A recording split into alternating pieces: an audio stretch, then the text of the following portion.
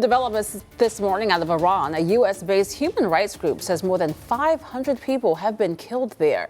But confirming what's really happening on the ground isn't easy to do. An ongoing internet blackout is making it difficult for journalists and human rights groups to independently verify those reports. Meanwhile, Iran is warning President Trump that U.S. and Israeli military bases in the region could be considered targets if a strike moves forward.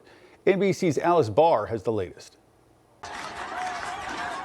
Amid a deadly crackdown against anti-government protesters in Iran that human rights groups say has killed more than 500 people, President Trump overnight confirming he's weighing options for potential U.S. intervention and saying that Iran called to negotiate.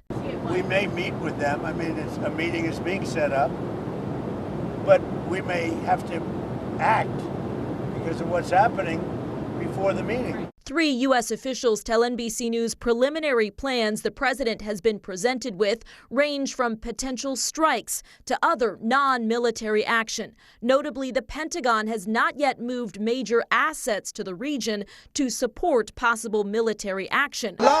Iran is now warning that U.S. and Israeli military bases in the region could be considered legitimate targets if the U.S. launches a strike, and adding their response may not be limited to reacting after an attack. If they do that, we will hit them at levels that they've never been hit before. They won't even believe it. I have options that are so strong. Some Republican lawmakers urging President Trump to act, embolden the protesters and scare the hell out of the regime, while others warn of the risks of potential military action. Sometimes it has the opposite effect. So when you bomb a country, then people tend to rally around their own flag. The protests in Iran, initially touched off by an economic crisis, have evolved into one of the biggest challenges the regime has ever faced. Over the weekend, demonstrators in Los Angeles marching in solidarity were struck by a U-Haul truck. The FBI is now investigating.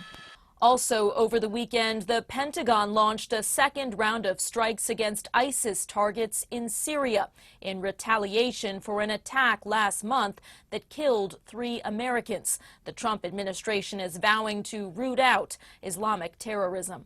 In Washington, Alice Barr, NBC News.